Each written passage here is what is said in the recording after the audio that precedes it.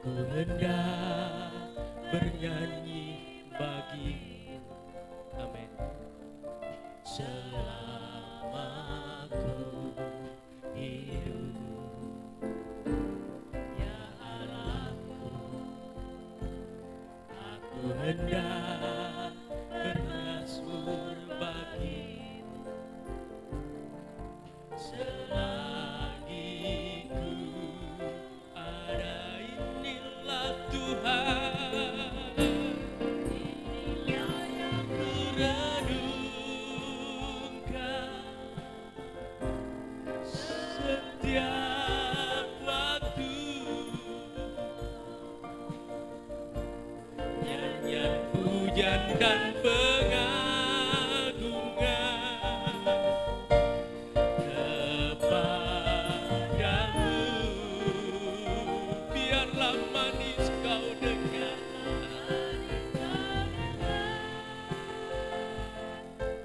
Tuhan, manis kau dengar, Tuhan, dan hatiku bersuka karena-Mu. Inilah yang ku renungkan, inilah yang ku renungkan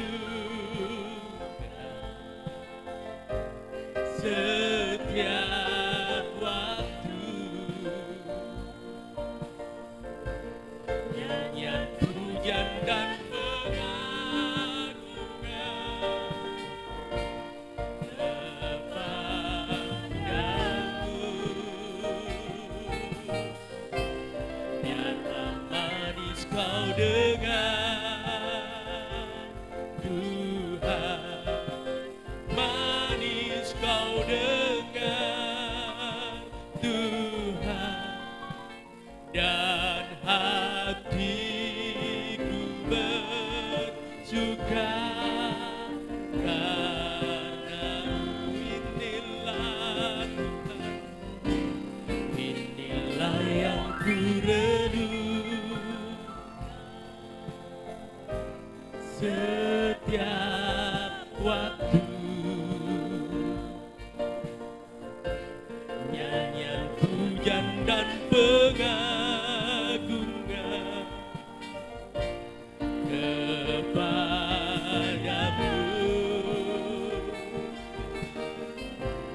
biarlah manis kau dengar, Tuhan, manis kau dengar, Tuhan, dan hatiku bersuka, dan hatiku bersuka, dan hatiku bersuka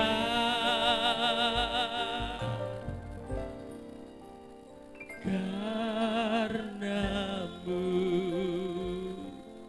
Mari kita tunduk kepala, kita berdoa. Engkau dahsyat Tuhan, Engkau luar biasa.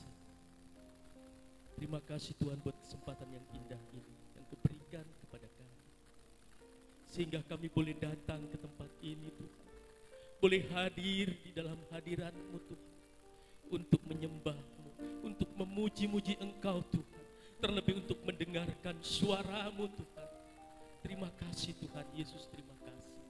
Biarlah dari awal, pertengahan hingga akhirnya ibadah raya pada pagi hari ini Tuhan, biarlah Engkau sendiri yang beracara, biarlah Engkau sendiri Tuhan berotoritas di tempat ini Tuhan, sehingga kami boleh merasakan hadirat-Mu, kami boleh merasakan kehadiran-Mu Tuhan, bahkan kami boleh bersuka cita di hadapan-Mu.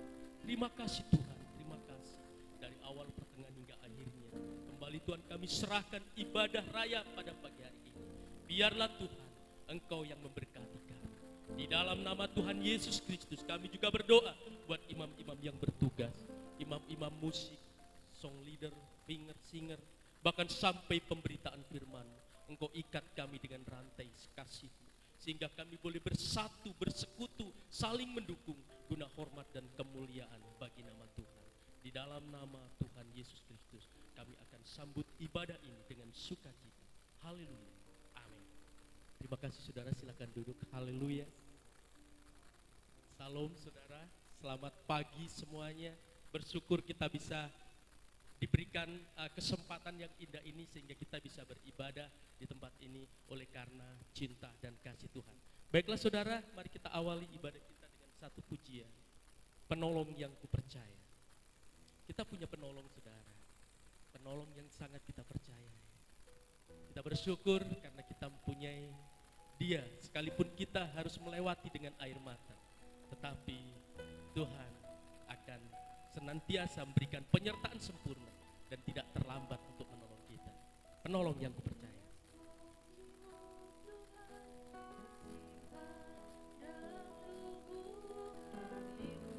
Amin.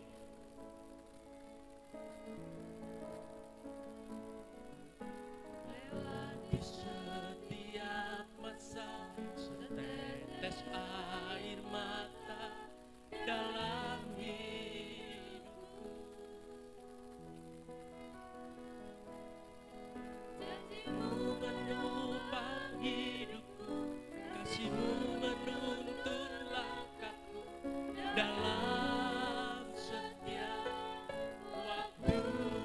Kau penolongku Tuhan, penolongku yang ku percaya. Kita naik pujikan dengan dari awal saudara. Setiap janjimu Tuhan ku simpan dalam lubuk hatiku.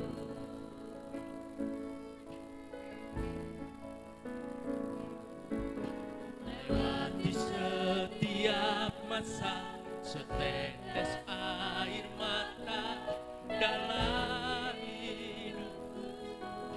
Terima kasih Janjimu menopang hidupku, kasihmu menuntun langkahku dalam setiap waktu. Penolongku yang ku percaya. Sama-sama katakan terima kasih. Terima kasih buat kasih setiamu, penyertaanmu sempurna, janjimu tak pernah terlambat menolongku. Terima kasih Tuhan,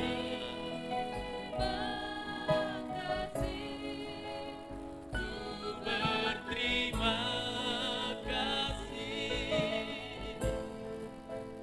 buat kasih setiamu di dalam hidupku.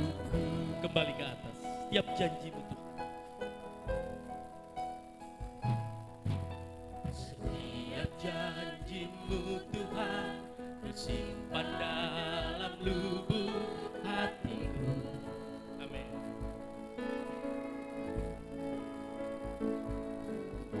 Lewati setiap masa, setetes air mata dalam hidupku. Janjimu menopang hidupku, kasihmu menuntun langkahku dalam setiap waktu. Penolongku yang ku percaya. Terima kasih. Terima kasih buat kasih setiamu, penyertaanmu sempurna, janjimu tak pernah terlambat menolongku.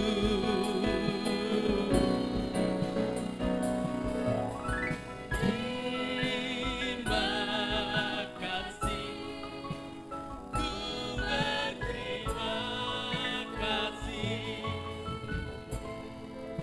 buat kasih setiamu di sepanjang hidupku. Sekali lagi dari awal, setiap janjimu Tuhan,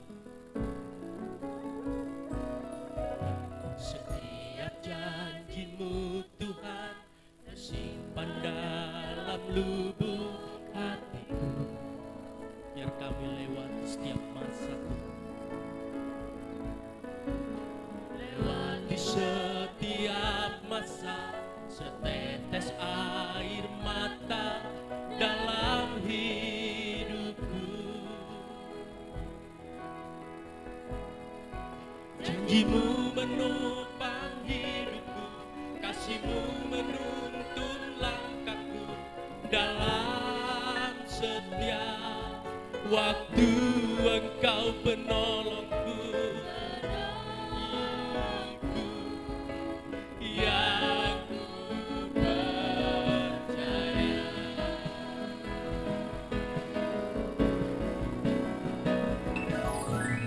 Terima kasih buat kasih setiamu,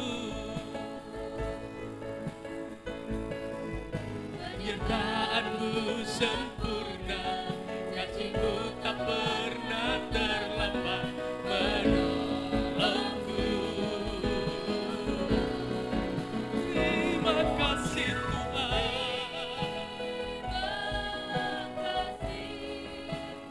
buat kasih setiamu,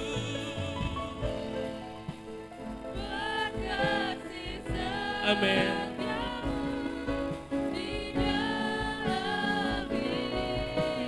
Sekali lagi, terima kasih Tuhan. Terima kasih buat kasih setiamu, amin. Penyertaanmu sempurna, kasihmu tak pernah terlambat menolongku.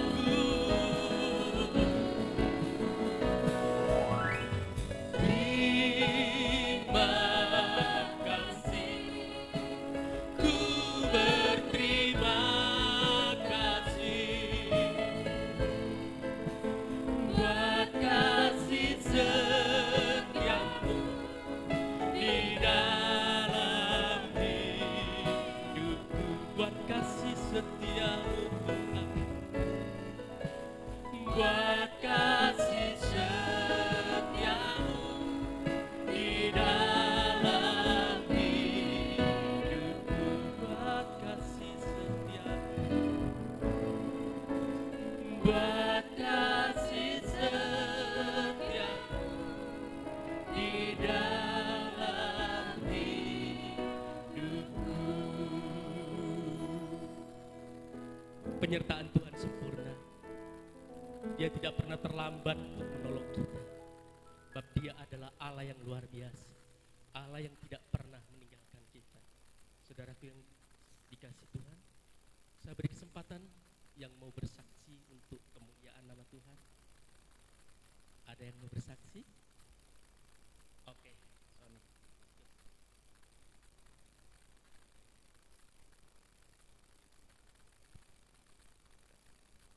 Saya mau berterima kasih karena Tuhan sudah menolong proses mulai dari kehamilan istri saya sampai bisa melahirkan. Karena selama hamil itu sebagian besar harus bed rest ya. Beberapa bulan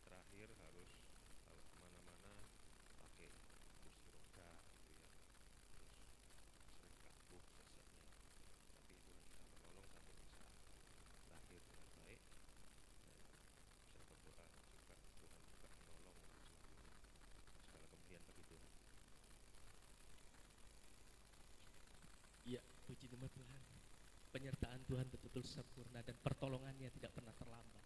Siapapun yang berharap dan mengandalkan Dia, Dia tidak akan pernah ditinggalkan. Mau bersorak-sorak bagi Tuhan, kita akan bersuka cita supaya ibadah kita dipenuhi dengan sukacita. Sebab kita punya Tuhan yang besar, bahkan Dia tidak akan pernah tergoyahkan, Dia tidak akan pernah terkalahkan. Sebab Allah kita adalah Allah dahsyat yang luar biasa. Mari kita semua undang bangkit berdiri, kita akan bersuka cita bersama dengan Tuhan.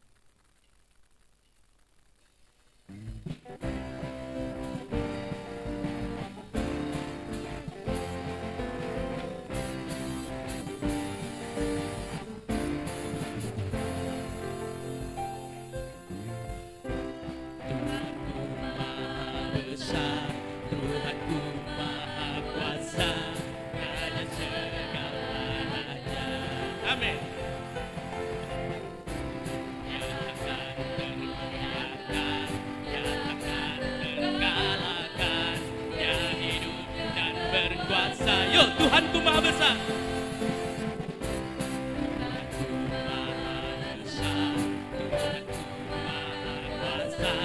Raja segala raja, nyatakan tergoyahkan, nyatakan terkalahkan, yang hidup dan berkuasa. Serukan namanya.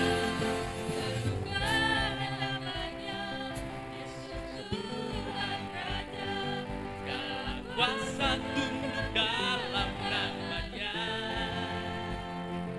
yang luar biasa, perkasa mulia, Yesus ramai atas segala.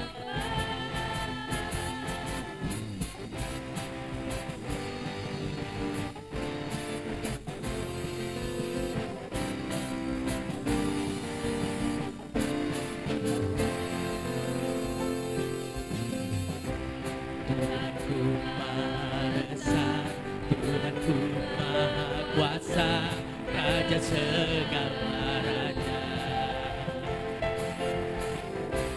Nyatakan tergoyahkan, nyatakan tergoyahkan, Dia hidup dan berkuasa.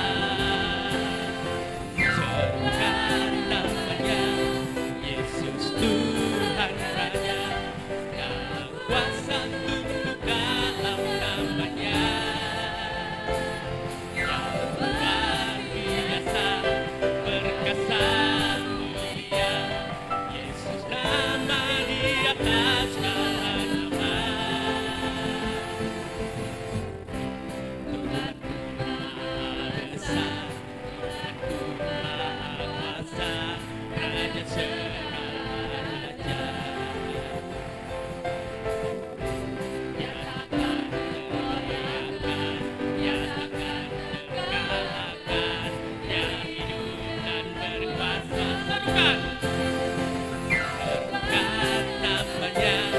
Yesus Tuhan Raja, segala kuasa tunduk dalam namanya,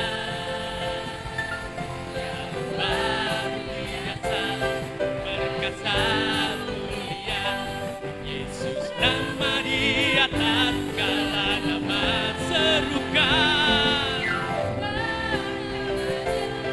Yesus Tuhan Raja, segala kuasa tunduk dalam namanya, yang luar biasa, perkasa mulia, Yesus nama di atas segala nama, Yesus nama di atas segala nama.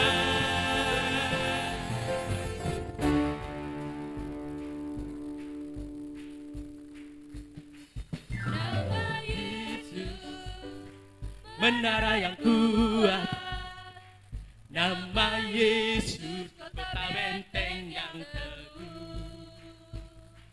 Nama Yesus, kalahkan semua musuh. Nama Yesus, di atas segalanya. Nama Yesus, amin. Menara yang kuat, oh yeah. Benteng yang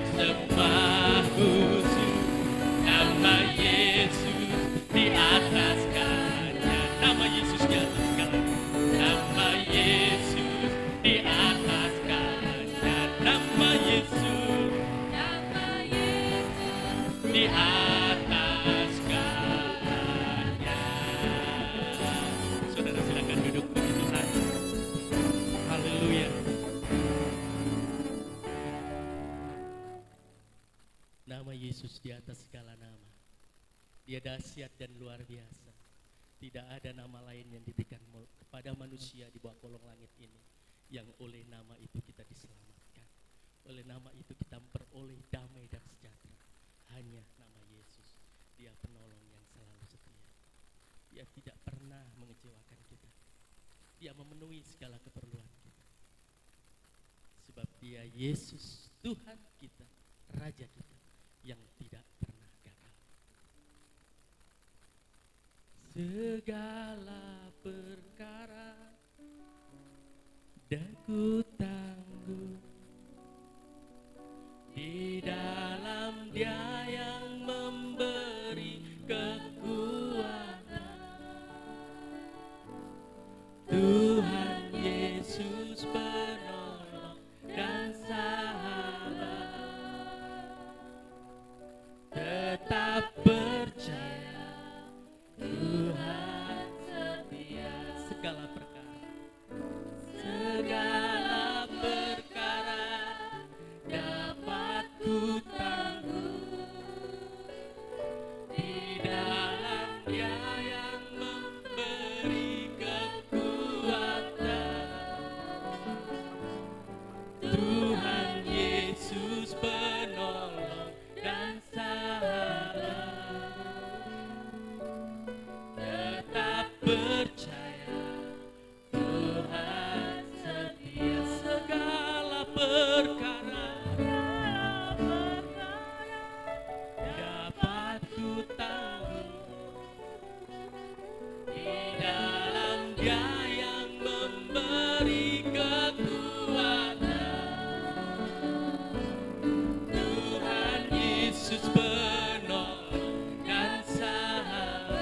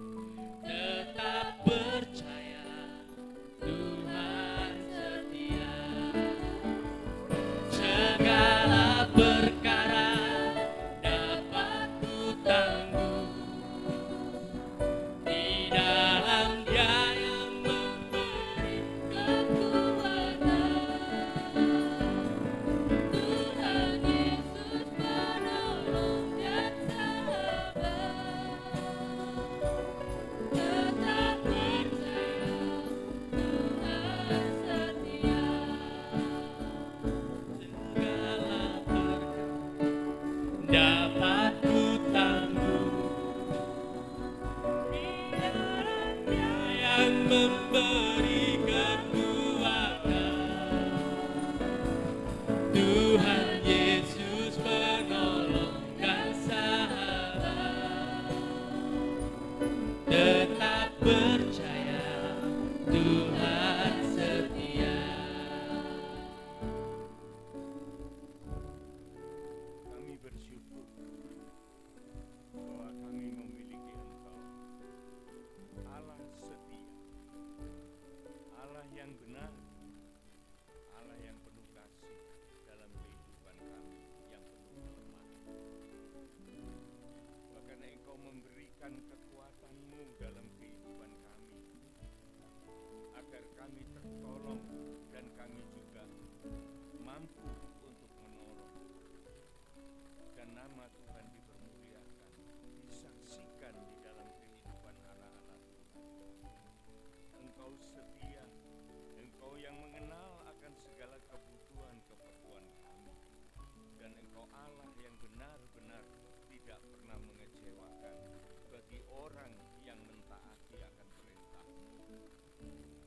Dan Engkau tidak pernah gagal di dalam menjalankan segala kebajikan di muka bumi. Terima kasih Tuhan, segala puji syukur hanya kepada-Mu, dan saat ini kami menyerahkan pikiran perasaan kami serta segala tingkah laku kami, supaya kami menghormat hadirat Tuhan di dalam bentuk firman yang kami dengar. Dan jikalau kami menghormati Engkau Tuhan, Engkau pun tidak ragu untuk menghormati kami sebagai manusia, dan kami akan pulang dengan membawa segala berkat dan kemurahan. Dalam nama Tuhan Yesus Kristus kami sudah berdoa. Amin. Silakan duduk Bapak.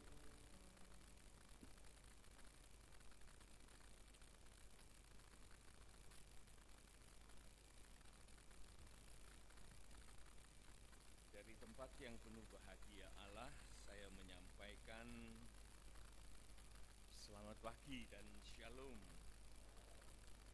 Saudara yang dikasihi oleh Tuhan, kita pada akhir-akhir minggu ini kita berbicara mengenai Injil Matius pasal yang ke-6. Hari Rabu yang lalu telah kita bongkar bersama Matius 6 ayat pertama. Itu sedemikian dalamnya sehingga kita bisa mengerti bukan hanya sekedar merupakan suatu cerita yang begitu saja, tetapi firman Tuhan itu punya kekayaan. Dan jikalau kita baca sepintas, maka dia tetap adalah firman Tuhan, tetapi juga sepintas seperti apa yang kita rekam di dalam pikiran kita. Oleh sebab itu, saya tidak ragu untuk mengulangi, tapi dalam hal ini adalah refreshing, supaya kita disegarkan kembali.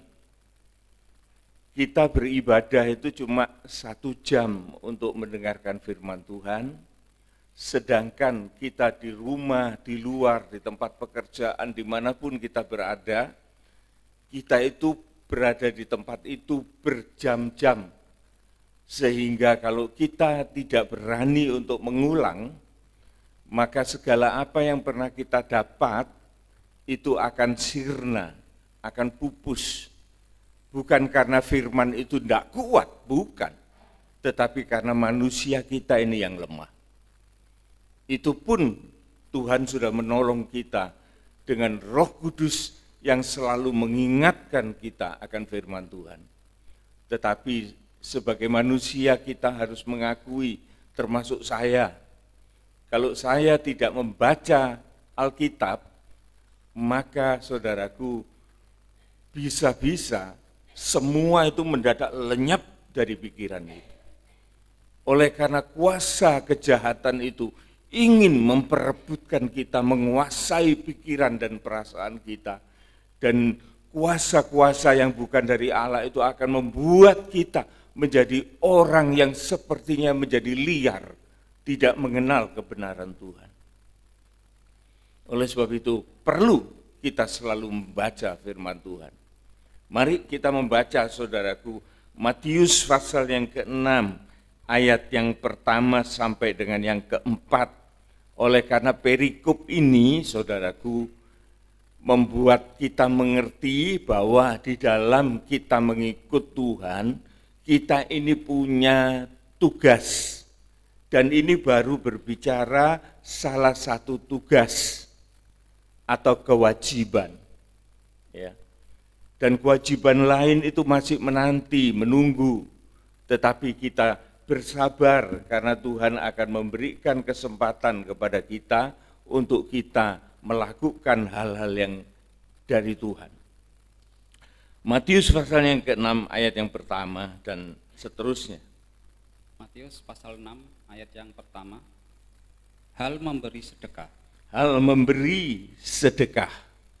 Jadi salah satu, saudaraku, tugas dari anak-anak Tuhan, dari orang-orang percaya adalah memberi. Memberi. Orang itu kalau mau memberi, artinya dia itu harus punya.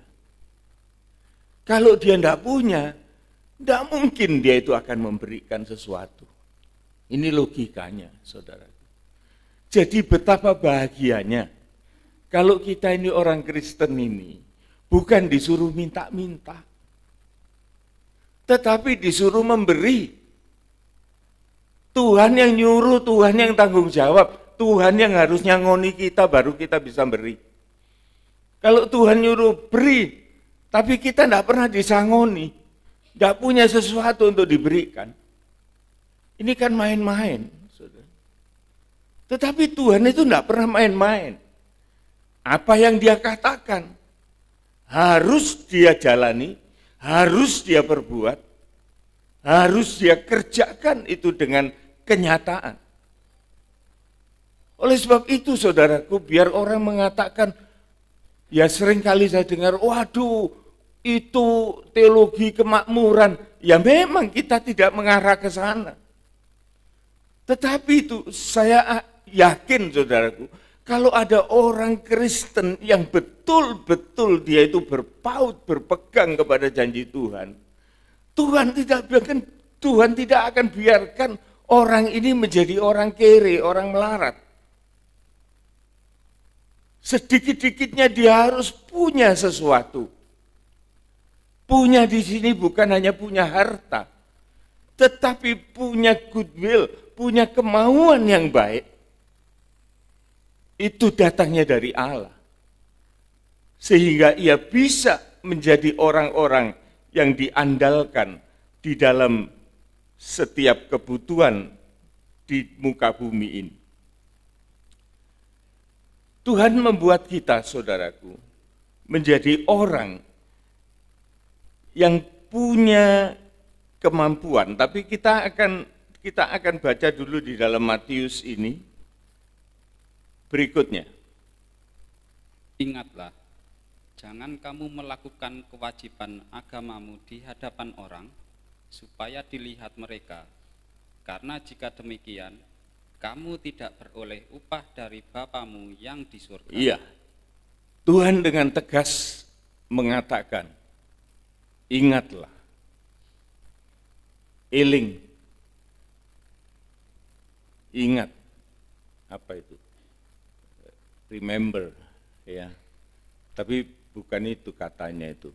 Jadi seperti mengingatkan dengan suatu tekanan. Tapi yang jelas Tuhan mengatakan, ingat, jangan kamu melakukan kewajiban. Kewajiban ini, saudaraku, seharusnya membawa kita semakin dewasa. Seorang anak kecil tidak bisa dikenai kewajiban. Tapi kalau Tuhan mengatakan, ingat, suruh mengingat. Berarti orang yang sudah punya ingatan, orang yang punya kesadaran. Ingat, kamu jangan melakukan kewajiban. Nah ini orang yang punya tanggung jawab. Kewajiban dalam hal apa? Agama. Makanya saya katakan saudaraku, kewajiban agama itu memang ada. Dan itu perlu, tetapi sesungguhnya kewajiban itu memberitahukan kepada kita bahwa Tuhan ini mau memakai kehidupan kita. Ya, kita menjadi orang yang dewasa di dalam rohani, dikatakan jangan melakukan kewajiban agamamu di hadapan orang dengan tujuan supaya dilihat. Supaya dilihat. Nah, saudara, saya membaca ini, tadinya saya mikir, loh, kalau kita ini tidak boleh dilihat orang, lah apa kita ini bersaksi? Kan gitu. Ada apa kita ini ngomong-ngomong? Bahkan kita ini disuruh ngomong kok, suruh ngasih tahu orang lain. Lah kalau di sini dikatakan supaya kewajiban agama ini tidak dilakukan, supaya dilihat mereka. Lah untuk apa? Kan kita terlalu introvert, tidak punya kemampuan keluar. Karena jika demikian, kalau kita pamer, nah ini istilahnya ini pamer sebetulnya. Jadi ada orang itu melakukan kebajikan, saudaraku. Kebajikannya itu salah sasaran, meleset, bahkan menjadi dosa. Sebetulnya perbuatan-perbuatan baik yang mulia dari kehidupan anak-anak Tuhan, itu memang tidak usah dipamer-pamerkan. Tetapi orang yang melihat, itu merasa ini ada perbedaan gitu. Orang luar sana tidak tahu apa yang kita baca dari Alkitab kita. Mereka tidak tahu pengajaran apa yang kita terima. Tetapi di luar sana, dimanapun kita berada, sekalipun mereka tidak tahu rahasia dapur kita, tetapi mereka bisa melihat, bisa merasakan, bisa menikmati akhlak dan karakter kita yang telah dibina oleh firman Tuhan. Ini yang dimaksud, saudaraku. Jadi bukan dipamerkan mentahannya, bukan. Mentahannya itu diurus di dalam gereja, di dalam hati kita masing-masing, pikiran kita masing-masing.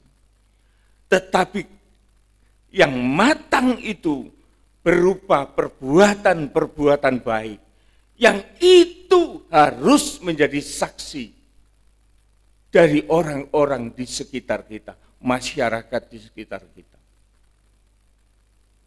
Jadi bukan pamer itu, wah kita bawa Alkitab yang tebel kemudian jalan tumuk-tumuk, pakai jubah, pakai salon pas di leher gini, kemudian pakai item-item gitu, kayak Batman.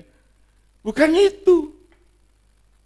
Tetapi apa yang kita urus di dalam gereja ini, pembenahan, pembinaan kerohanian, kedewasaan rohani kita, itu akan dirasakan oleh orang di luar sana. Itu yang lebih penting, saudara. Oleh sebab itu firman Allah mengatakan, ingat, jangan engkau melakukan kewajiban-kewajiban agama. Itu masih mentah, saudara. Di hadapan orang supaya dilihat. Tidak ada apa-apanya itu. Itu bukan suatu kesaksian yang bisa dimakan. Justru kalau orang itu pergi gereja, saudaraku, jangan mikir dirinya itu baik. Kalau kita itu masuk gereja itu mikirlah bahwa kita ini harus ada sesuatu yang diselesaikan. Sebagai seorang hamba Tuhan, sebelum saya berbicara, saya baca berulang-ulang dan saya menyatakan Tuhan ini loh, banyak ini loh kekurangannya ini. Nanti ngomong jangan sampai salah. Kalau ngomong itu salah, kalau kelakuan itu salah,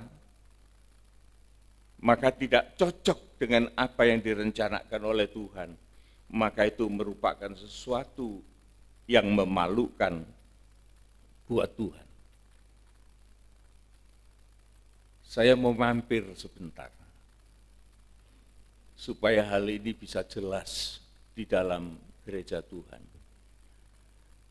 Tidak boleh dipamerkan, tetapi harus menjadi suatu fakta, kenyataan yang bisa diandalkan, dipakai oleh Tuhan.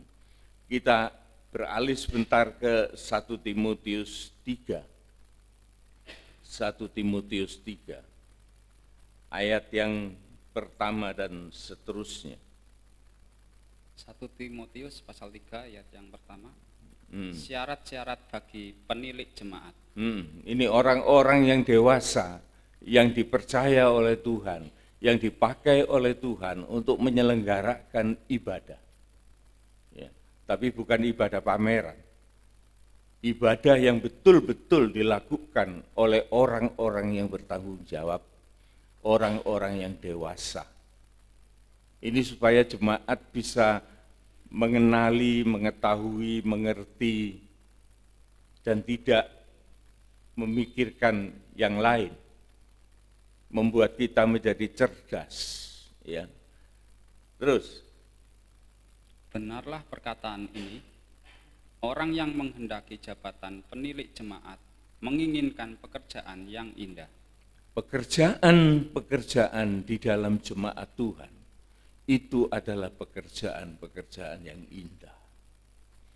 Kalau kita sudah diberikan mandat, diberikan kepercayaan, dan kemudian kita menganggap bahwa kepercayaan Tuhan itu, pekerjaan-pekerjaan itu merupakan sesuatu yang tidak serius, hati-hati.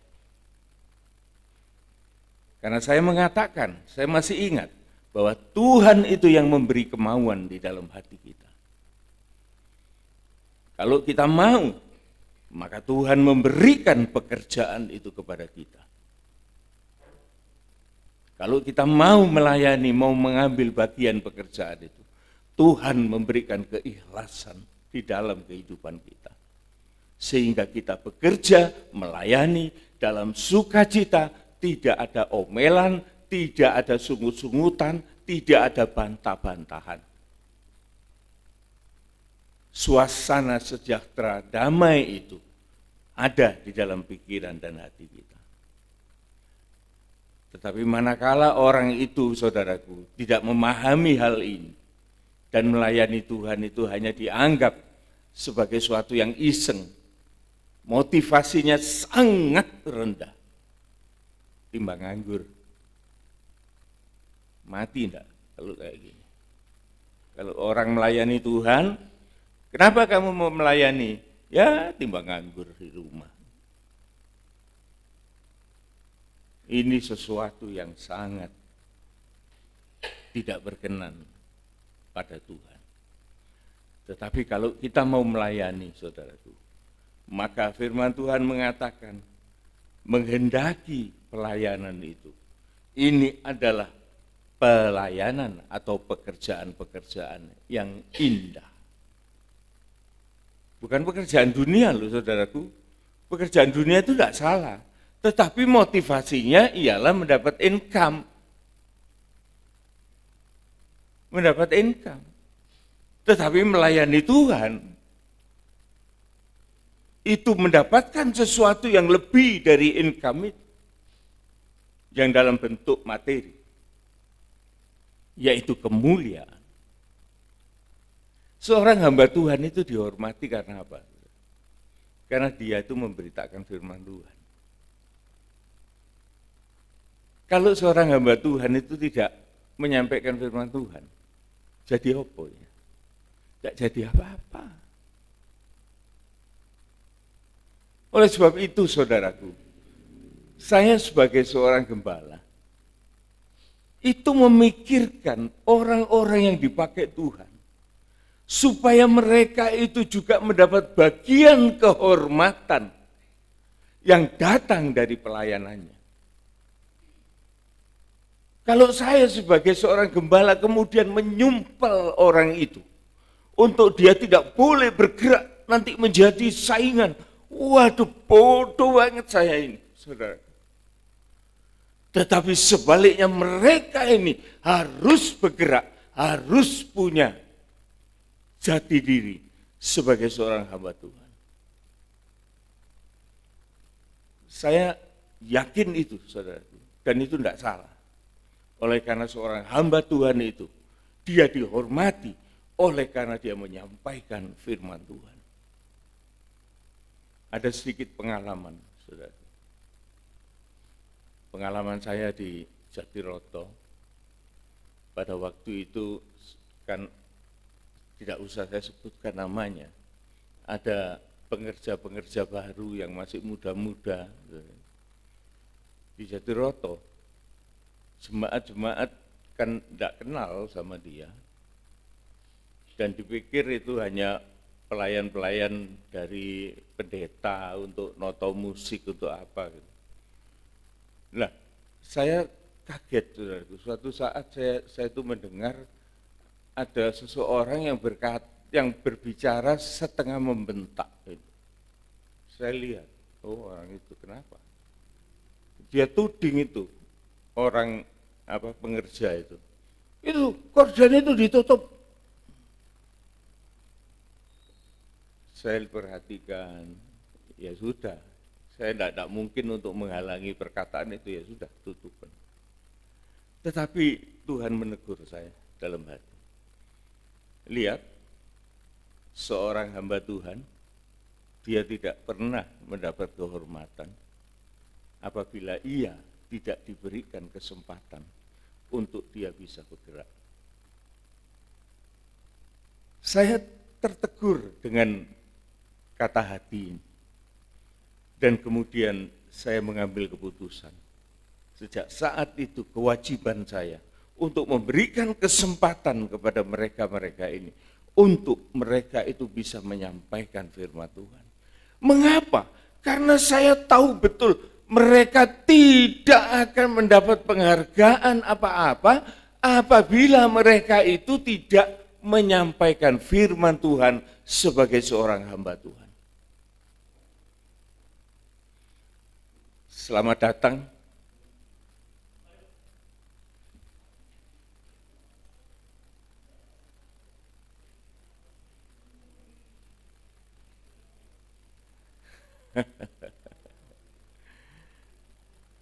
Ya saudaraku. Ya sudah, pas orangnya yang datang ini orang itu. Ya. Nah, setelah diberikan kesempatan itu, maka Tuhan itu memberikan sesuatu kepada pengerja itu sehingga mereka bisa mempunyai kewibawaan kepada jemaat. Nah, inilah saudaraku yang perlu kita pupuk sebagai orang-orang yang merindukan pelayanan-pelayanan. Dan di dalam pelayanan-pelayanan itu, seorang hamba Tuhan, seorang gembala harus mau memberi bagian supaya mereka pun juga bersama-sama terangkat di dalam rencana Tuhan. Tidak boleh, saudaraku. Ada orang yang mengatakan, saya mendengar itu, wah jadi pendeta, jadi gembala itu tidak boleh pensiun, mesti sampai seumur hidup.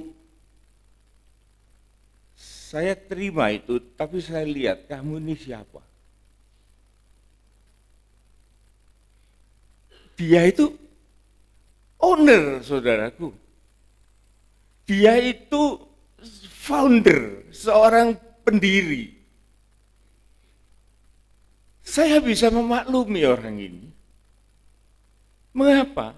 Oleh karena dia mikir bahwa semuanya itu miliknya dia gitu. Jadi dia harus bercokol terus sampai habis-habisan tanpa memikirkan bagaimana jemaat itu dirugikan oleh segala perbuatannya. Ini loh saudaraku yang perlu. Jadi karena dia itu merasa jemaat itu miliknya, gedung miliknya, semua miliknya, dan dia merasa bahwa semuanya itu dia cari dengan susah payah. Tak mungkin dia berikan kepada orang lain. Sehingga dia mengatakan, saya harus eksis sampai mati. Tidak salah, saudaraku. Ya itulah memang keadaan yang umum kita jumpai. Tetapi saudaraku, kita ini di dalam bekerja melayani Tuhan harus tahu unggah-ungguh bahwa tidak ada seorang itu yang mampu untuk bersikap kekal secara jasmani ini. Mulai ada, saya ini 4 tahun di sini saudaraku, saya sudah melihat banyak perubahan loh dari jemaat ini. Wis padha tuwek loh saudaraku. 4 tahun yang lalu itu saya jalan itu masih seger-seger sama Pak Eugene, sama Ibu Irma, sama siapa gitu ya. Masih, waduh, masih enak, masih berani nyemplung selok kambang, berenang. Tapi sekarang kira-kira wedi kepreset ya Pak ya. Ya itu, sudah enggak kuat lagi. Saya pertama datang saya masih mampu berdiri berkhotbah. Tapi sekarang saudaraku, kalau sudah setengah jam geder kaki, sudah tidak mampu. Lah, ini yang harus kita perhatikan. Waktu itu sangat singkat, sangat limit. Sehingga harus kita manfaatkan sebaik-baiknya. Sehingga firman Allah mengatakan, benar perkataan ini, orang yang mau atau menghendaki jabatan sebagai penilik jemaat atau bekerja di dalam jemaat, itu menginginkan suatu pekerjaan yang indah. Yang indah. Terus. Ayat yang kedua, karena itu penilik jemaat haruslah seorang yang tak bercacat, suami dari satu istri, dapat menahan diri, bijaksana, sopan, suka memberi tumpangan, cakap mengajar orang. Terus? Bukan peminum, bukan pemarah, melainkan peramah, pendamai, bukan hamba uang, seorang kepala keluarga yang baik, disegani dan dihormati oleh anak-anaknya. Terus? Jikalau seorang tidak tahu mengepalai keluarganya sendiri, bagaimanakah ia dapat mengurus jemaat Allah? Janganlah ia seorang yang baru bertobat. Jangan dia orang yang baru bertobat. Terus?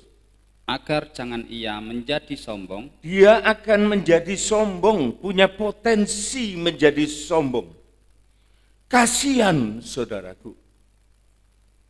Oleh sebab itu juga seorang hamba Tuhan, seorang gembala harus bisa menimbang sebelum memberikan sesuatu kepada orang yang mau melayani. Kalau orang ini saudaraku, bayangkan kalau dia tidak memenuhi kriteria yang disebutkan oleh firman Allah. Orang yang semacam ini dipaksakan, itu yang salah, itu yang nyuruh. Oleh sebab itu seorang hamba Tuhan pun dia juga harus saling memperhatikan. Jangan orang yang baru bertobat, atau orang lama tapi tidak mau bertobat. Ini kan lebih susah. Kalau orang baru, ada kemungkinan dia bertobat. Tapi justru yang berbahaya itu, saudaraku. Kita ini kudu merasa sendiri loh, saudaraku. Orang yang sudah lama di dalam Tuhan, tetapi tidak ada buah pertobatan. Pernah saya bawakan di sini, saudara, pohon ara yang tumbuh di kebun anggur itu diancam dengan penebangan. Jangan sampai saya sebagai perawat kebun anggur, saya mengatakan beri waktu Tuhan, beri waktu Tuhan. Tetapi waktu itu miliknya Tuhan, bukan milik saya. Kalau Tuhan mengatakan cukup, biar kamu jengking, nangis, Tuhan tebang. Ini yang harus kita perhatikan dengan seksama di dalam kita bergereja, dalam kita mau melayani Tuhan. Jangan orang yang baru bertobat, jangan dia berubah menjadi sombong dan kena hukuman iblis. Kesombongan itu membuka celah sebagaimana iblis itu akan menuntut kepada Tuhan. Orang ini sombong dan aku berhak untuk mengajar dia. Ini saudaraku sedikit berbagi pengalaman. Saya pernah bersama-sama dengan kaum muda untuk retreat di suatu tempat. Retreat di suatu tempat. Dan kita semua berdoa dan kita percaya bahwa kuasa-kuasa kegelapan itu tidak akan mengganggu kita. Loh, tetapi pada suatu malam ada anak yang kesurupan.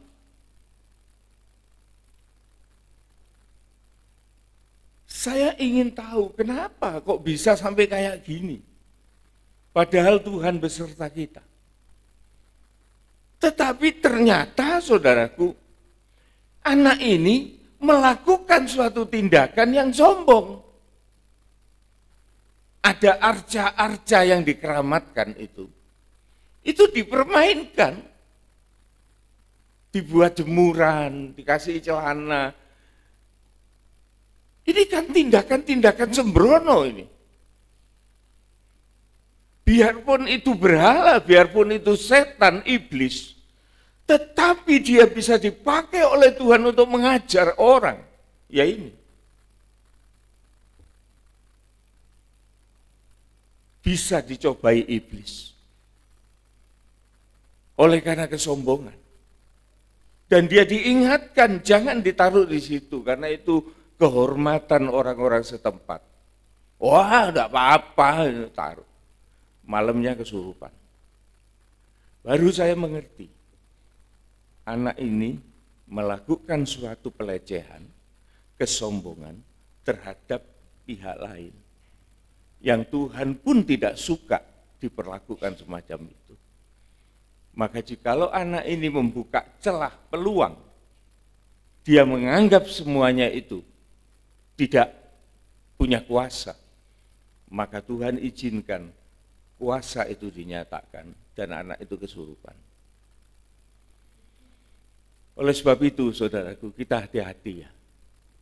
Saya ini sering keluar masuk daerah, di daerah-daerah pedalaman, di pulau-pulau terpencil. Yang paling mengerikan itu pengalaman saya di Mamasa.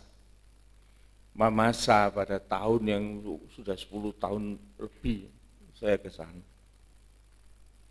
Pada waktu mengadakan suatu penginjilan di sana, setelah selesai, itu datang 2 orang pakai jubah merah, pakai udeng merah, dan dia masuk di dalam tempat kebaktian itu, dan dia duduk di depan. Kakinya enggak mau, saudaraku, nginjek tanah enggak mau, bersila di atas bangku. Saya lihat, oh ini mungkin nih ketua-ketua penduduk.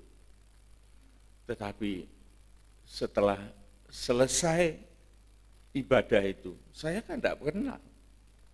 Tapi saya menaruh hormat sama dia. Saya dekati, saya ambil foto mukanya.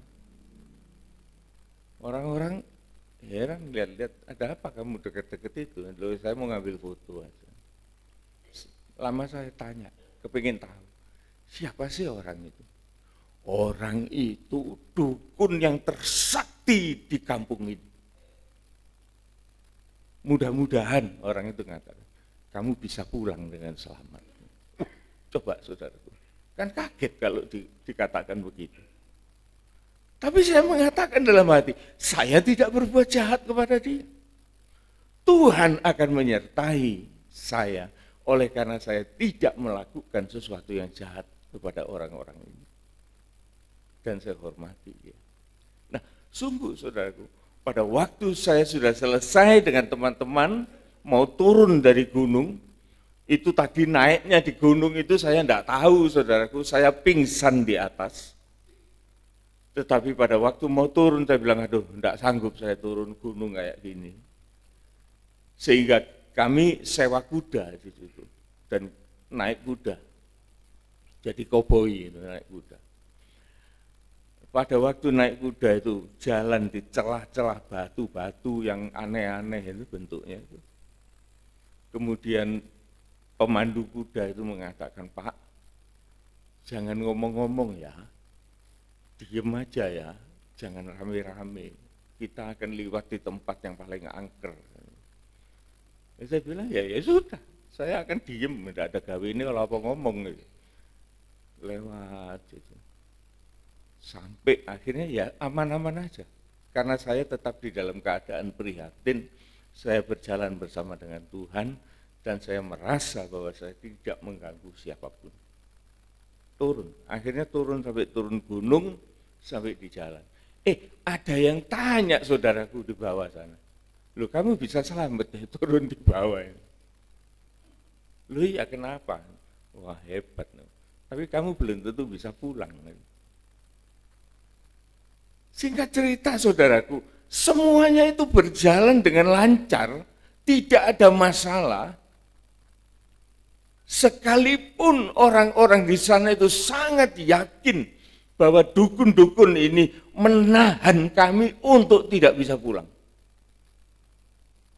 Di setiap jalan, di setiap tempat keramat, itu sudah dipasangkan kuasa-kuasa untuk menahan kami tidak bisa pulang.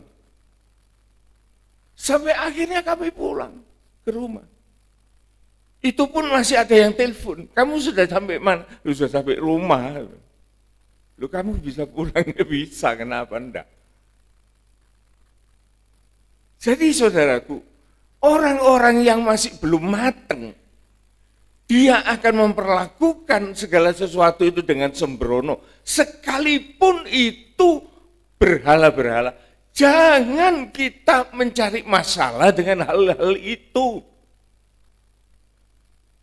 Kecuali kalau jelas kita itu diperintah oleh Tuhan sebagai rasul-rasul, sebagai nabi-nabi yang memang mendapat mandat untuk mengusir itu. Usir itu. Tetapi jangan coba-coba untuk berlaku sombong di hadapan kuasa-kuasa itu. Oleh karena apapun mereka itu memiliki suatu alasan untuk menembus kita. Jangan main-main. Kita lanjutkan ayat yang ke-7.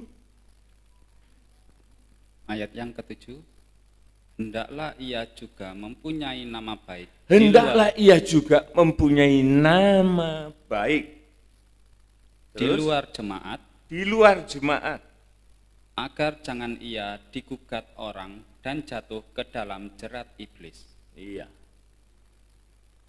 Ini saudaraku adalah suatu kewajiban, adalah suatu tugas yang harus kita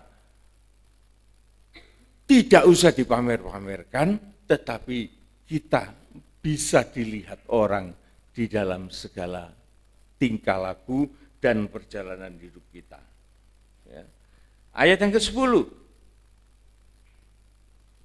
Mereka juga harus diuji dahulu. Mereka itu harus diuji dulu. Baru ditetapkan dalam pelayanan itu setelah ternyata mereka tak bercacat. Iya, terus. Demikian pula istri-istri hendaklah orang terhormat. Iya, terus. Jangan pemfitnah, hendaklah dapat menahan diri dan dapat dipercayai dalam segala hal. Seorang istri jangan meleter, jangan membawa gosip, Jangan membicarakan segala sesuatu yang menyangkut orang lain dengan tendensi yang negatif. Tetapi bagi seorang istri, apalagi istri dari seorang pelayan Tuhan, maka dia harus pandai menjaga mulut tutur katanya. Banyak saudaraku, hamba-hamba Tuhan, itu yang tumbang oleh karena pasangan istrinya yang tidak seimbang rohaninya. Banyak saudaraku, banyak. Saya banyak melihat. Oleh sebab itu saya selalu waspada dan saya selalu mendekat dengan istri saya. Apa yang dia bicarakan saya harus tahu apa yang kamu bicarakan. Siapa yang kamu bicarakan. Dan apa tujuannya kamu bicarakan. Itu semua harus kita tahu sebagai seorang suami, terutama sebagai seorang hamba Tuhan. Terus ayat yang ke-12, diaken haruslah suami dari satu istri dan mengurus anak-anaknya dan keluarganya dengan baik. Terus Karena mereka yang melayani dengan baik beroleh kedudukan yang baik, sehingga dalam iman kepada Kristus Yesus mereka dapat bersaksi dengan leluasa. Bisa bersaksi dengan leluasa. Ini yang harus kita mengerti di dalam kita mengiring Tuhan, apalagi kita melayani Tuhan. Kita kembali di dalam Matius 6 lagi. Ayat yang pertama mengatakan, ingatlah, jangan kamu melakukan kewajiban agamamu di hadapan orang supaya jadi tontonan, menjadi pameran. Ini mentah, tidak ada gunanya. Karena jika demikian, apabila kita melakukan hal itu, maka kita tidak memperoleh apa-apa dari Allah. Jadi kita harus mengambil sesuatu yang lebih bermanfaat, saudaraku ya. Harus mengambil yang lebih bermanfaat. Kita akan mencoba membaca itu sebagaimana kita sebagai orang Kristen ini, sebagai orang yang bersaksi bukan berpamer, ya, bersaksi. Kita melihat di dalam Yesaya 55 ayat yang keempat, ya, ayat yang keempat. Yesaya pasal 55 ayat yang keempat, sesungguhnya aku telah menetapkan dia menjadi saksi bagi bangsa-bangsa.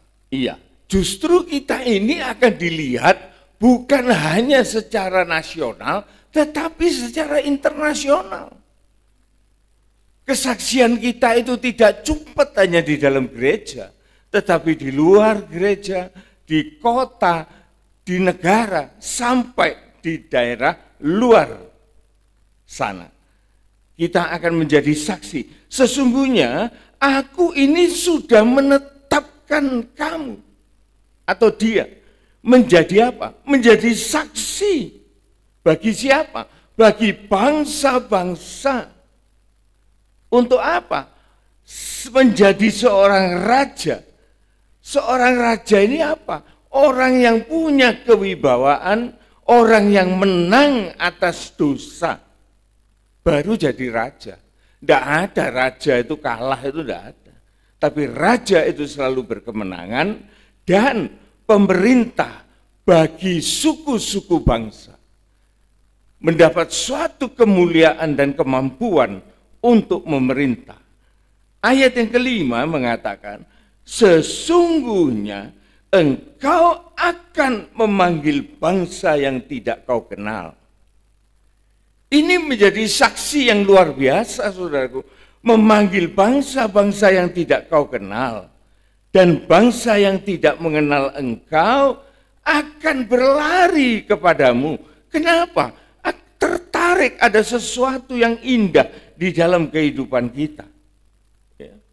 akan lari kepadamu oleh karena Tuhan Allahmu dan karena yang Maha Kudus Allah Israel yang mengagungkan engkau. Jadi kita ini saudaraku di tengah-tengah pekerjaan Tuhan ini adalah suatu pekerjaan yang mulia. Kita akan diberikan fasilitas dan prioritas semacam ini. Dan dimanapun kita berada, kita membawa suasana berkat ini. Suasana berkat ini, saudaraku. Berkat ini itu apa sih? Berkat dari firman Tuhan. Dalam bentuk apa? Dalam bentuk mengubah karakter kehidupan kita. Apa itu? Itu yang Tuhan beri. Tadi saya katakan, kalau kita ini diminta untuk memberi kepada seseorang, Tuhan itu harus memberi kita dulu.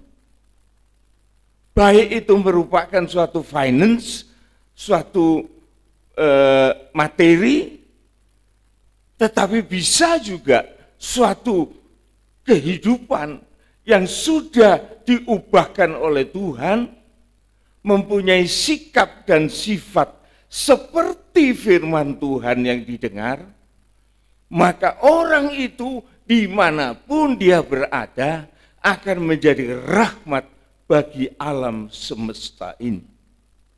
Kalau saya pinjem bahasa Arab itu bagus, saudaraku. Rahmatan lil alamin. Artinya itu bukan untuk orang beberapa gelintir, bukan. Alamin itu adalah seluruh alam semesta ini mendapatkan rahmat dari orang yang di dalamnya ada firman Allah yang sudah dibentuk karakternya, maka dimanapun dia berada, nyata dia itu adalah rahmat Allah bagi alam semesta. Kalau enggak, saudaraku, jadi apa orang itu? Menyusahkan. Kita lanjut, kita baca ini Yesaya 55 ayat yang ke-8 dan seterusnya. Ayo kita baca.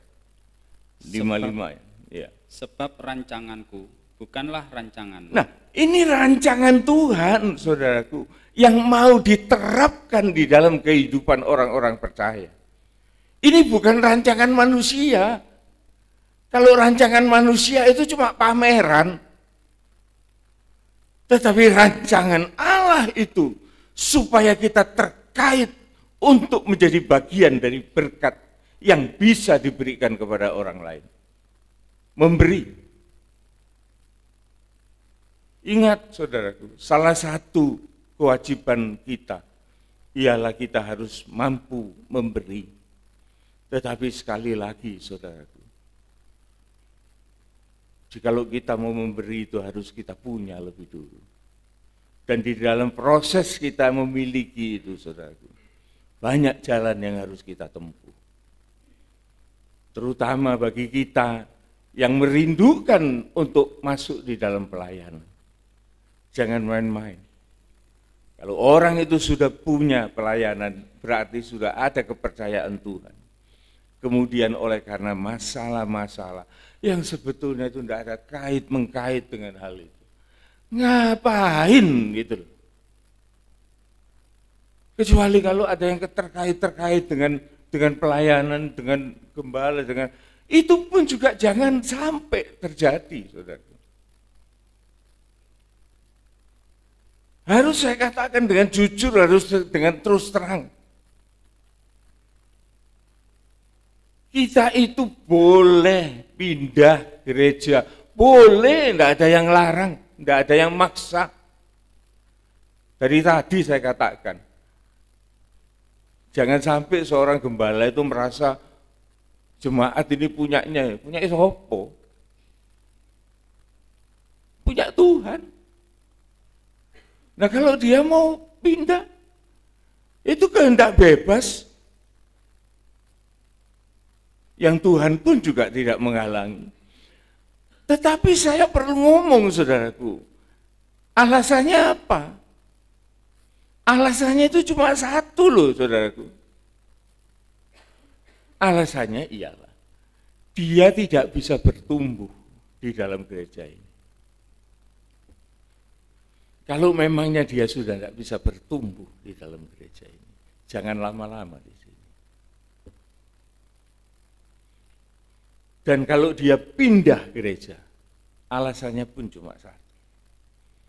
Dia harus bisa bertumbuh di tempat sana. Itu bagus. Tapi kalau perpindahan itu oleh karena alasan-alasan yang dibuat-buat, notabene karena salahnya sendiri, jangan kita menyalahkan Tuhan, jangan kita menyalahkan pelayanan, jangan kita meninggalkan pelayanan.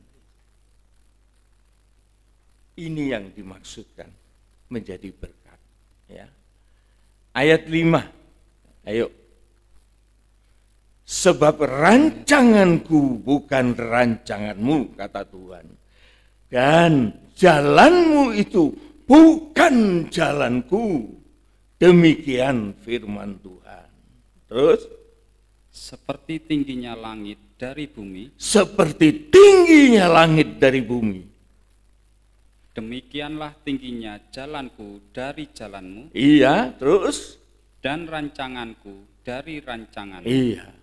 Jadi semua yang terjadi di dalam kehidupan kita ini, bukan karena kehendak kita mau sok-sokan, mau pamer-pameran, tetapi Tuhan mau kita diubahkan oleh firman Allah itu, seturut dengan rencana Tuhan, supaya kita ini betul-betul hidup, menjadi berkat bagi sesama, bisa memberikan sesuatu yang matang, bukan mentahan, tetapi matang. Orang bisa melihat. Orang tidak usah melihat dapur kita, tetapi begitu kita keluar dihidangkan, maka orang akan melihat, wah ini kualitasnya bagus. Itu perlunya kita ibadah, saudara. Kita punya kewajiban di sini. Jangan buat sok-sokan. Tetapi ibadah itu punya tujuan supaya kita itu terhormat di hadapan Allah, di hadapan manusia. Lu Allah itu mau menghormati orang. Mau, saudaraku, mau dia menghormati orang. Kenapa tidak? Karena manusia itu adalah gambar Allah itu sendiri yang diturunkan atas manusia. Bagaimana Allah mau menghina gambarnya? Tidak mungkin. Jadi kalau manusia ini sampai bilang, oh Tuhan sudah oh enggak, Tuhan itu menghargai. Kamu yang tidak pernah menghargai Tuhan, maka terkena dampaknya ya kayak gitu itu. Tapi kalau kita menghargai Tuhan, maka sungguh-sungguh kita diubahkan. Ada satu perumpamaan yang luar biasa, saudaraku. Kita baca selanjutnya sebagai ayat-ayat terakhir, supaya kita mengerti apa yang Tuhan maui di dalam kehidupan kita. Ayat yang ke-10, bacakan dengan tegas. Sebab seperti hujan dan salju turun dari langit. Sebab kita ini akan mempunyai watak seperti salju. Ya. Hujan dan salju turun dari langit. Terus? Dan tidak kembali ke situ. situ. Mungkin dia itu mental kembali ke atas. Terus? Melainkan mengairi bumi. Melainkan terus meluncur ke bumi. Untuk apa? Untuk mengairi, untuk membasahi bumi. Untuk mendatangkan kesegaran, kesuburan. Terus? Membuatnya subur. Membuatnya subur. Terus? Dan menumbuhkan tumbuh-tumbuhan. Memberikan benih kepada penabur dan roti kepada orang yang mau makan. Iya, ini buah-buah orang yang melayani Tuhan dengan sungguh-sungguh. Dia akan diberi sesuatu oleh Tuhan, yaitu keubahan di dalam kehidupannya. Mentalnya itu mendapat suatu keubahan, kalau dulu disuruh balik, ndak iso Pak. Bayangkan saudaraku, kalau saudara punya bos, sebagai bos, punya orang yang disuruh, kemudian disuruh baru jalan keluar rumah, balik, ndak isa Pak. Lah digawe apa wong iki? Kan gitu. Tetapi kalau orang itu bersama Tuhan, dia diluncurkan seperti hujan dan salju. Tidak mungkin dia itu balik. Tapi dia akan mempunyai kekuatan dan kemampuan untuk memberikan apa? Kesuburan, kesegaran di bumi ini. Dan menumbuhkan, memberikan benih kepada penabur. Dan roti kepada orang yang mau makan. Ada produktivitas rohani, jasmani, memberikan makan, memberikan pengarahan, memberikan tuntunan, memberikan contoh, menjalankan visi misi yang dari Allah dengan lurus, tidak pernah mendal, tetapi dia akan mencapai sasarannya. Terus, demikianlah firmanku yang keluar dari mulutku. Demikian firmanku yang keluar dari mulutku. Ia tidak akan kembali kepadaku dengan sia-sia. Iya, dia tidak akan kembali kepadaku dengan sia-sia. Terus, tetapi ia akan melaksanakan apa yang kukehendaki. Dan akan berhasil dalam apa yang kusuruhkan kepadanya. Tidak ada perkataan gagal, saudara. Tuhan mengatakan demikianlah firmanku. Firman itu sudah ada di dalam kehidupan kita. Demikianlah hambaku. Hamba itu sudah jadi firmannya. Dia sudah mengalami keubahan dalam kehidupannya. Sifat tabiatnya seperti firman Allah. Kalau Tuhan mengatakan, demikianlah firmanku. Kalau boleh saya ganti, demikianlah hambaku. Yang dibentuk dari firman. Yang keluar dari mulutku. Artinya yang bisa dirasakan keberadaannya. Jangan suam. Panas enggak, dingin enggak, dilepeh. Dibuang. Tetapi kalau itu memberikan kesukaan kepada Allah, maka akan diwujudkan sebagai seorang hamba, sebagai firman Allah. Dan dikatakan, ia tidak akan kembali kepadaku dengan sia-sia. Semua pekerjaannya akan dirantas dengan keberhasilan.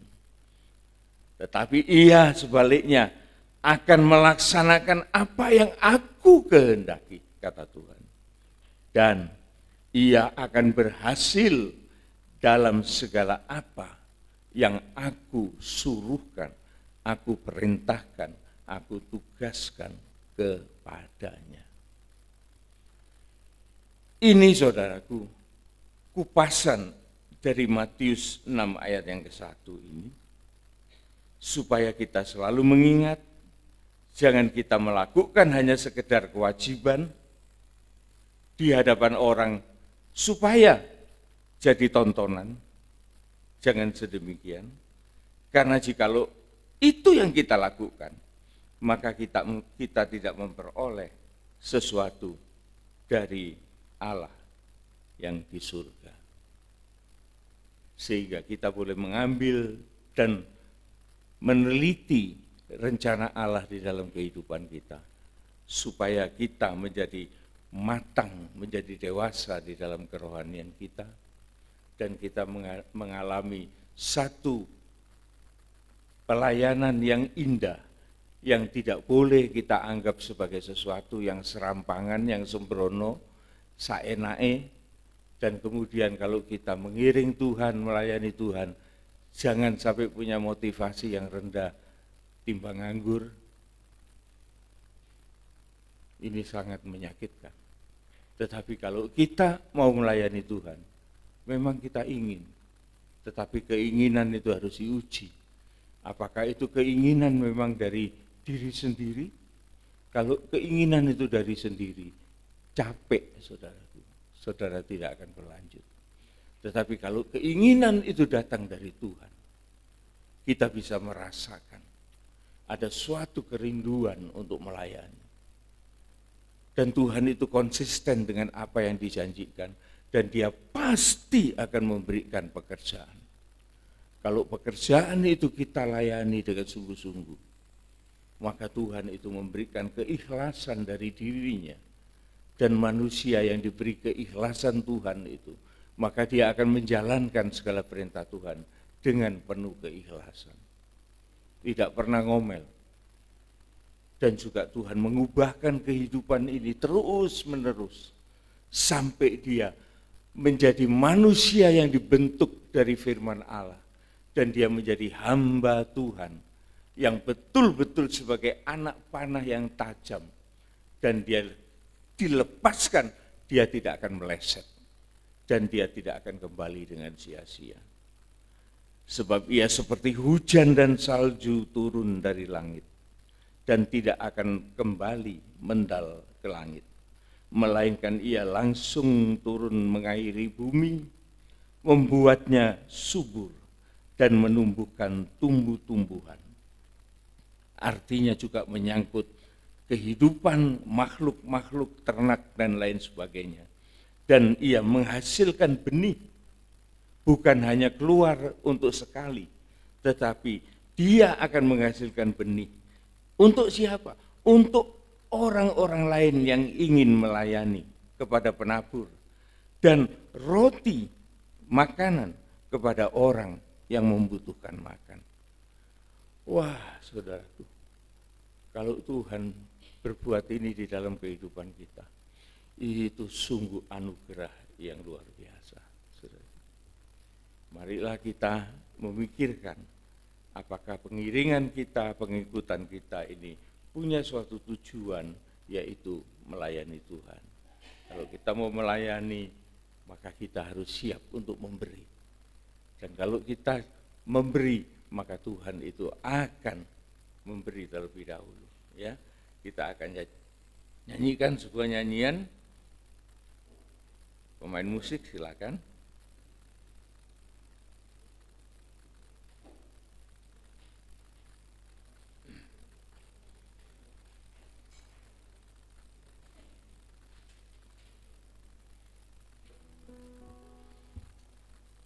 Sebuah nyanyian yang cukup lama, tetapi sungguh indah. Ya.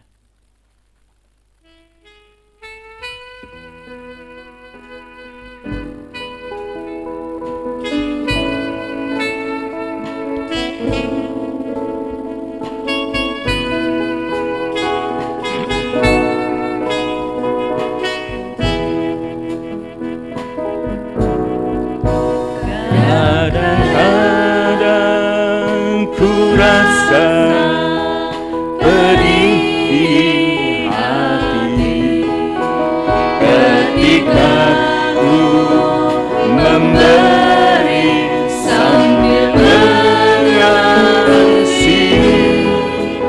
namun ini menurut firman yang suci memberi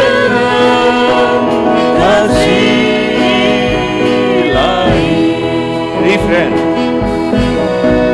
Ku mau memberi hingga tiada yang ku beri, dan mengasihi hingga tiada kasih lagi. Ku mau hidup seperti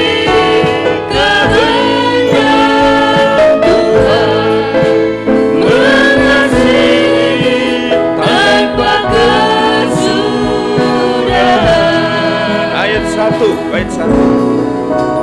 Kadang-kadang ku rasa pedih di hati ketika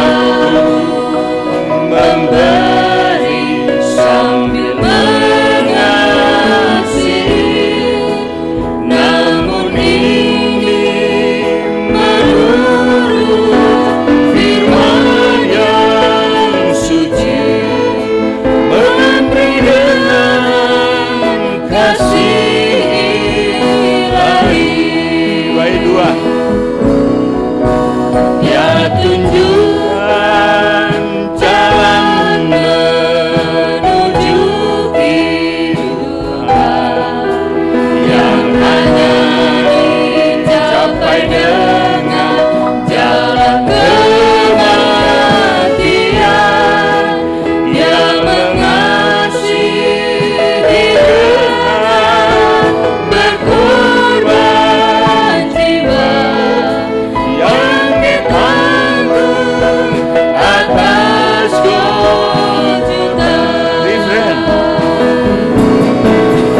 Mau memberi hingga tiada yang kuberi dan mengasihi hingga tiada kasih lagi. Ku mau hidup seperti kehendak Tuhan, mengasihi tanpa kesudahan.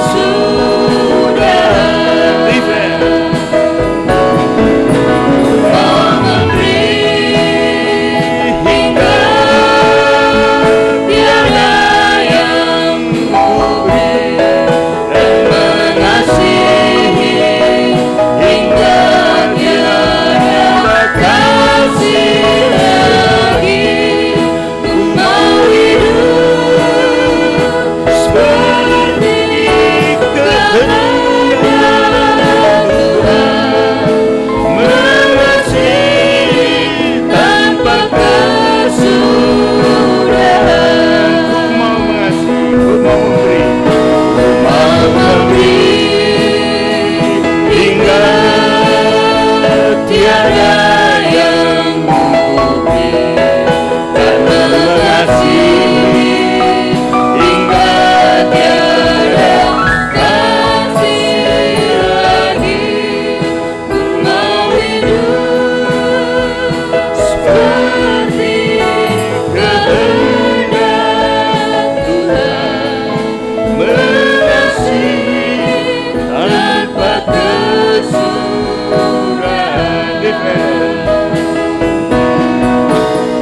Memberi hingga tiada yang kuberi dan mengasihi hingga tiada kasih lagi.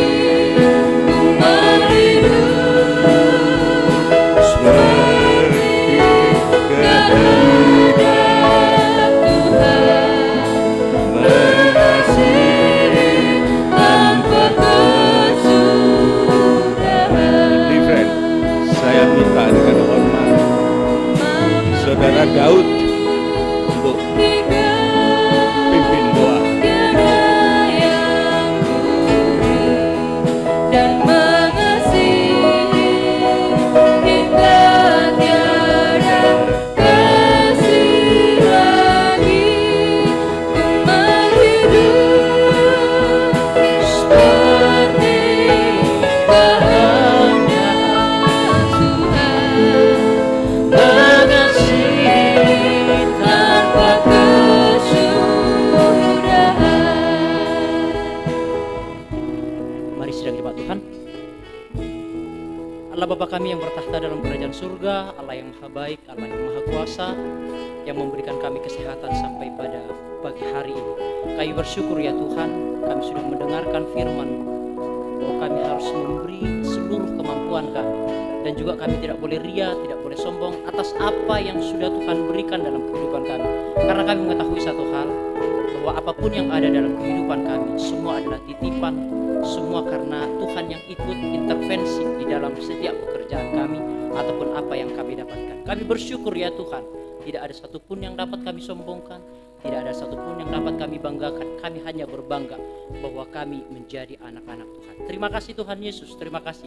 Tuhan memberkati pimpinan kami, Bapak Gembala kami yang sudah menyampaikan berita firman Tuhan dengan tegas, dengan lugas, untuk kami dapat mendengarkan firman Tuhan dengan sebaik-baiknya sebagai makanan rohani bagi kami. Tuhan memberkati Bapak Gembala kami dalam kesehatan, keluarga, pekerjaan, pelayanan, dan penggembalaan di tempat ini. Tuhan menambah-nambahkan kekuatan. Kami juga berdoa bersama-sama bagi sidang jemaat Tuhan yang ada di tempat ini. Tuhan memberkati kami senantiasa dalam segala hal, dalam kesehatan, keluarga, pekerjaan kami. Tuhan senantiasa memberkati kami. Terima kasih Tuhan Yesus, ini segenap hati kami, ungkapan hati kami yang jujur kepada Tuhan, di dalam nama anak-Mu Yesus Kristus Tuhan kami, penebus dan juru selamat kami yang hidup. Puji Tuhan. Amin. Terima kasih. Mungkin ada kesaksian. Kuartal 2 kali. Silakan, mumpung. Izin Bapak Gembala, izin Ibu Gembala. Sebenarnya roh saya belum di sini, masih di sana roh saya sebenarnya. Bahasanya sudah berbeda, saudara. Semuanya serba izin. Terima kasih Bapak Gembala, terima kasih Bu Gembala, dan terima kasih sidang jemaat Tuhan. Pertama-tama saya mungkin meminta maaf lebih dahulu kepada sidang jemaat Tuhan karena saya tidak memberi prepare atau izin pamit kepada sidang jemaat Tuhan untuk saya pendidikan militer di Kadikurat Wing Kopasgat di Bandung, karena memang dadakan pihak Mabes memang untuk mengizinkan saya atau meminta saya untuk bergabung di dalam Bintal bimbingan rohani dan mental. Namun saya sudah berhasil sampai di sana pendidikan selama kurang lebih 4 bulan, baru dilantik kemarin oleh Menhan dan juga Menko Polhukam dan juga Kasat, Kasal dan Kasau sudah dilantik bersama dengan AL, AD dan juga AU. Saya ada di AU, Bapak Ibu sekalian. Dan ketika dilantik kemarin, saya langsung berangkat ke Malang hari ini karena pengembalian Kaporlap, senjata dan seterusnya. Namun saya berusaha untuk mampir sedikit ke Lumajang untuk mengambil sepeda motor untuk bareng-bareng dengan teman-teman 2 orang untuk ke Malang. Namun saya tergerak karena waktu itu masih jam 8:30, akhirnya saya mampir sejenak untuk beribadah di tempat ini, dan setelah ini nanti saya akan kembali ke Malang. Mohon izin Om, saya mungkin akan seminggu lagi di Malang untuk administrasi dan untuk pengembalian Kaporlap, ijazah dan sertifikat, transkrip nilai dan seterusnya. Dan yang terakhir Bapak Ibu sekalian, saya tetap bisa melayani di tempat ini Bapak Ibu, saya tetap bisa. Sidang jemaat Tuhan sudah saya anggap sebagai keluarga saya, sebagai Bapak dan Ibu saya, sehingga saya diberikan sedikit khusus untuk saya tidak dinas setiap hari, namun untuk event-event tertentu seperti 17 Agustus, event-event rohani nanti dipanggil, saya baru dinas, dan selebihnya saya bisa kembali melayani Bapak Ibu saudara-saudara sekalian. Dan sepertinya bagian yang terakhir saya akan memperkenalkan diri, karena wajah saya yang terbakar ini sudah menunjukkan pendidikan saya yang ada di Kopasgat, Bapak Ibu sekalian. Jadi ada beberapa pasukan-pasukan elit, kalau di AD itu adalah Kopassus, AL itu adalah Kopaska atau Marinir, dan kalau di AU itu namanya Kopasgat. Jadi sudah menunjukkan, sepertinya Bapak Ibu masih mengenal saya Bapak Ibu ya. Izin bergabung Bapak Ibu, terima kasih Bapak Gembala, terima kasih Ibu Gembala, izin bergabung. Tuhan Yesus memberkati kita semua, amin.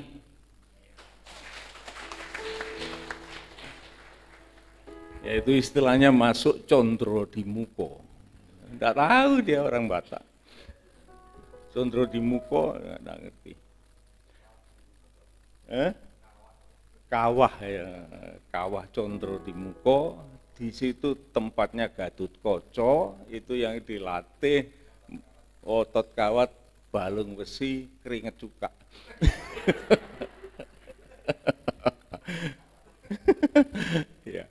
Ya, beda ya, kayak orang dari Afrika kan, ya itu militer loh itu saudaraku, latihannya kayak gitu. Lah kita ini juga di dalam Tuhan itu juga kan dianggap sebagai seorang prajurit, mau kita kayak gitu. Sengsara loh saudaraku, saya bisa bayangkan. Dulu kakak saya itu latihan di Korps Komando, zamannya KKO dulu. Waduh, Kalau pulang itu ceritanya mengerikan. Ya, ada jurid malam disuruh lewat hutan tanpa dibawa senjata. Diuji keberaniannya. Kalau tidak berani mendal, saudaraku, seperti tadi itu salju dan hutan urung, dari sengingi mana. Ya. Tapi kita itu maunya begitu. Kalau tentara ini kan ngomongnya kan semua omongan itu jawabnya apa? Siap. Siap. Dan kalau mau ngomong apa gitu, minta izin, mohon izin. Oh, itu minta izin. Beda sudah. Bahasanya beda, penampilannya beda. Tapi nanti kembali ke sini katanya. Nanti balik lagi jadi Daud, silalahi.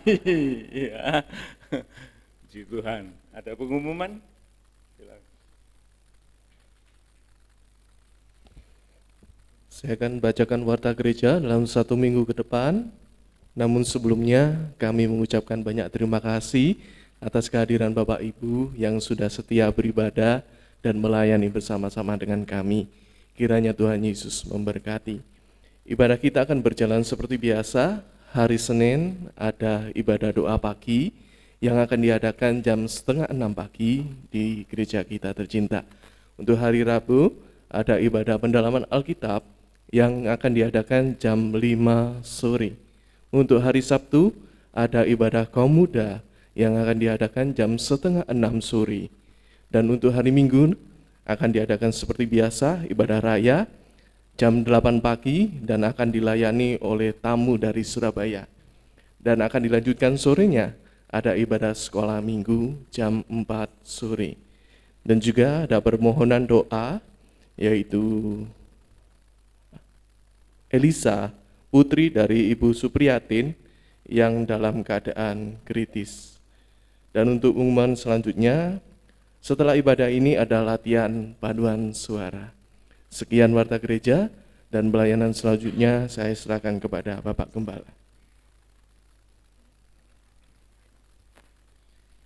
Sebelum kita meninggalkan tempat ini, kita naikkan permohonan doa buat anak Elisa, anak dari Ibu Supriyatin yang dalam keadaan kritis. Kita bangkit berdiri dan kita berdoa.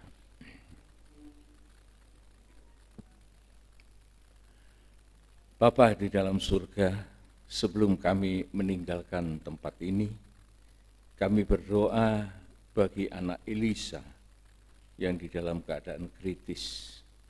Tuhan, Engkau tahu di mana anak ini berada, dan Engkau yang berkuasa atas tubuh, jiwa, dan rohnya.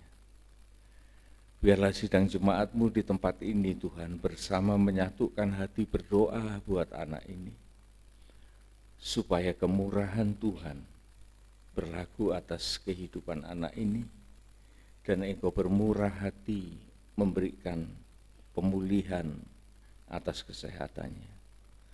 Tuhan, belas kasihan Tuhan yang berlaku bagi kami semua, orang-orang percaya kepadamu. Kemampuan kami sangat terbatas sebagai manusia, Tuhan, sehingga setiap kali kami harus datang kepadamu, memohonkan sesuatu yang di luar kemampuan kami. Tolong Tuhan, Engkau berikan pemulihan dan kekuatan ketekunan bagi orang tuanya untuk berjaga-jaga. Terima kasih Tuhan. Dan kami juga berterima kasih buat kembalinya seorang sahabat kami, saudara sepelayanan kami di tempat ini, saudara Daud Silalahi, yang telah menunaikan segala pelatihan-pelatihan yang ia butuhkan di kemiliteran di Bandung, dan kembali untuk melayani Engkau. Terima kasih Tuhan. Kami juga berdoa bagi saudara-saudara kami yang lain yang di dalam segala persoalan dan penderitaan yang menghambat untuk hadir di dalam rumah Tuhan. Tuhan, Engkau berkemurahan, tetap Engkau menyertai kehidupan mereka semua, dan Engkau memberikan kemenangan. Saatnya kami mohon berkat Tuhan, saudara-saudaraku yang dikasihi oleh Tuhan Yesus Kristus, terimalah segala berkat anugerah-Nya, yaitu damai sejahtera, sukacita surgawi dan keselamatan yang kekal yang diberikan dari Allah Bapa, Putra, dan Roh Kudus menyertai kehidupan kita mulai dari saat ini sampai Maranatha Tuhan Yesus datang kembali. Pulanglah beserta dengan segala berkat ini menyertai kita, ditambahkan dengan berkat-berkat jasmaniah agar kita boleh hidup layak di bumi ini dan juga boleh menjadi berkat bagi sesama. Di dalam nama Tuhan Yesus Kristus, kami sudah mohonkan semuanya ini. Amin, amin, amin. Tuhan berkati.